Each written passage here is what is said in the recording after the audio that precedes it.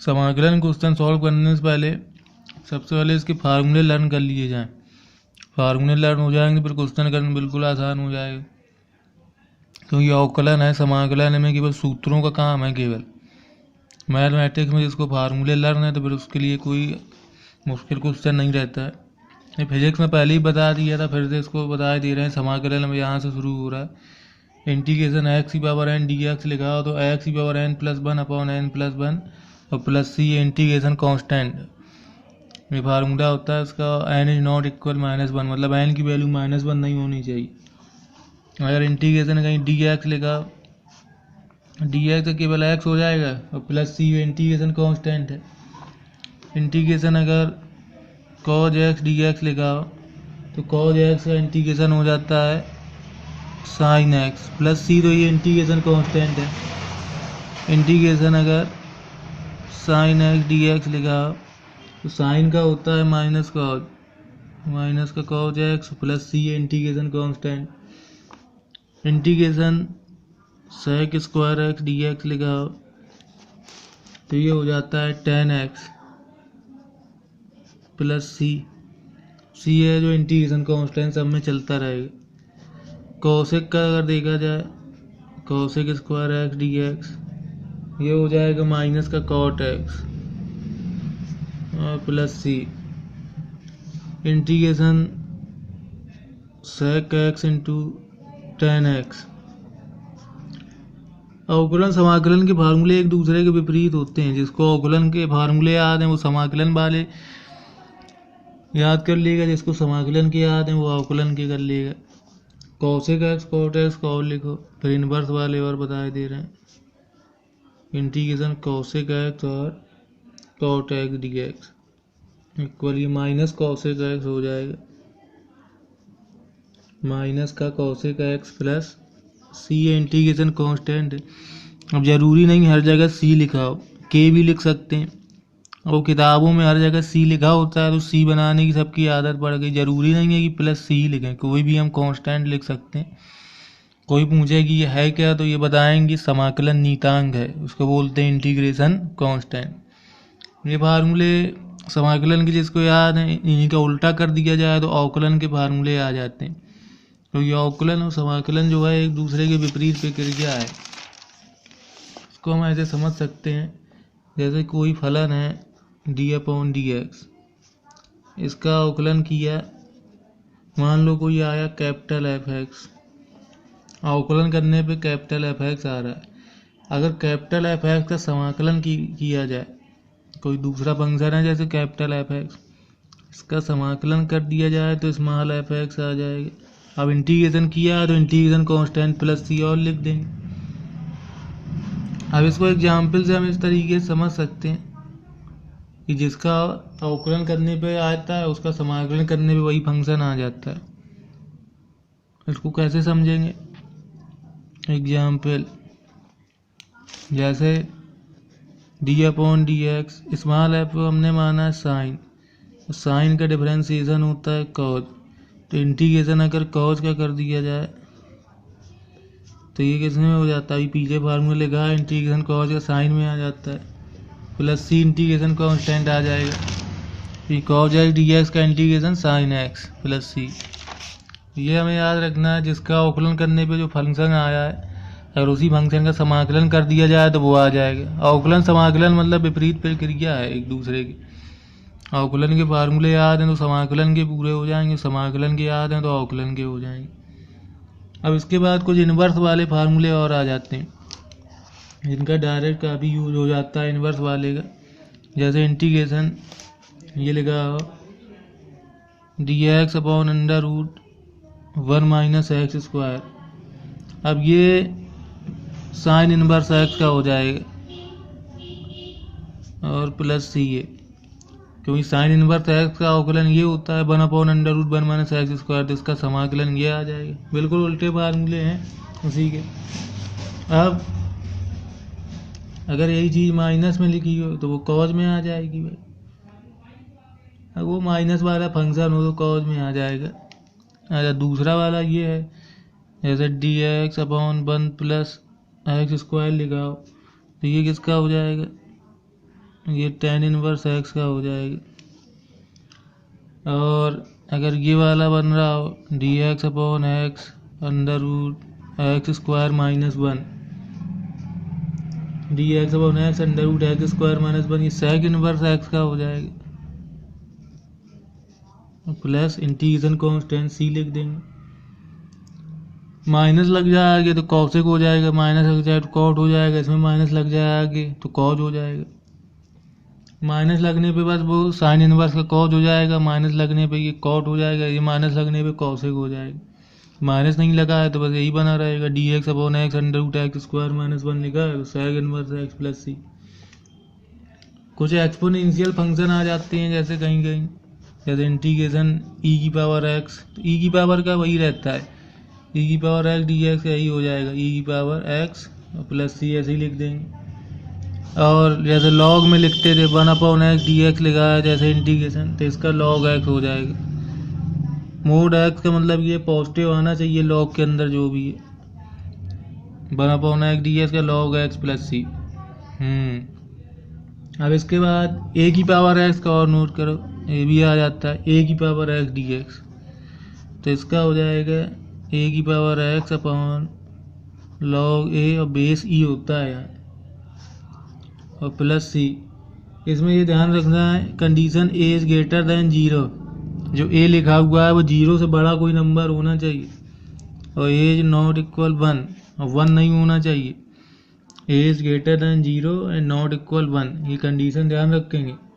Integration a की power x d x equal a की power x upon log a और base में e plus C, a greater than 0 not equal 1। तब ये इतने फार्मूले होगा, इनसे डायरेक्ट छोटे छोटे क्वेश्चन लग सकते हैं। और इसका दूसरा टाइप भी देख लेते हैं, पहले इधर तक नोट कर लो। अब कुछ समाकलन के फार्मूले इस तरीके से देख लेते हैं, ये वाले तो हो गए अब इसमें। अब जैसे कभी कभी फंक्शन में बदल के लिख दिया जाता है, अब जैसे इंटीग्रेशन के अंदर इस टाइप से लिखा हो ए एक्स प्लस बी, ए और बी के कोई नंबर दिए होंगे, एक्स तो अपनी जगह लिखा ही है पावर में एन डी एक्स। अब हम इसको इस तरीके से मान लेंगे, इसमें घबराना वाली कोई बात नहीं। जो फार्मूला पहले वाला बताया था एक्स की पावर एन वाला, बस इसमें यहाँ एक्स लिखा हुआ था, अब वहाँ एक्स की जगह कितना लिख दिया है, ए एक्स प्लस बी लिख दिया है। फार्मूला हम उसी फॉर्म में लगा देंगे जैसे पहला फार्मूला लगाया था, वही वाला फार्मूला बिल्कुल, a x plus b power n plus 1 upon n plus 1, ये पूरा उसी तरीके से लिख देंगे, प्लस सी भी लिख देंगे। बस परिवर्तन केवल इतना है, समाकलन में एक्स का जो गुणांक होता है उससे डिवाइड हो जाता है। इसमें एक्स का गुणांक दिख रहा है ए, तो यहाँ ए से डिवाइड कर दिया जाएगा, फार्मूले बिल्कुल उसी तरीके से लगेंगे। एन यहाँ पे कोई रेशनल नंबर है, परमेय संख्या, और नॉट इक्वल -1 वो पहले भी लिखा हुआ था उस वाले फार्मूले में, एन इज नॉट इक्वल -1। तो इस टाइप से लिखा हो तो भी बिल्कुल उसी तरीके से बनेगा, बस एक चीज़ बढ़ जाएगी, ए से डिवाइड हो गया। ए से क्यों डिवाइड हुआ है, क्योंकि एक्स का गुणांक यहाँ पे ए है तो ए से डिवाइड कर देंगे। अब ऐसे ही अगर साइन का फार्मूला लिखा हो, साइन के अंदर इस टाइप से लिखा हो कोई a x plus b d x, तब भी बिल्कुल वैसे ही फार्मूला लगेगा, साइन का होता है माइनस का कॉज, ब्रैकेट में ए एक्स प्लस बी ऐसे ही बना रहेगा। एक्स का गुणांक ए है तो ए से डिवाइड हो जाएगा, प्लस सी ऐसे ही लिख देंगे। कॉज का हो तो अभी वही फार्मूला लगेगा कॉज का, कॉज के अंदर a x plus b d x, तो कॉज का इंटीग्रेशन होता है साइन, तो sine a x plus b, x का गुणांक ए है तो उससे डिवाइड हो जाएगा, प्लस सी ऐसे ही लिख देंगे। तो साइन का कॉज का दोनों का हो गया है। सब फार्मूले बिल्कुल उसी तरीके से हैं। अब कोई पूछे जैसे ई की पावर में लिखा है और खाली एक्स न लिख के कोई लीनियर कॉम्बिनेशन में ए एक्स प्लस बी लिख दिया है, तो फिर वही फार्मूला ई की पावर का तो वही होता है, ई की पावर एक्स।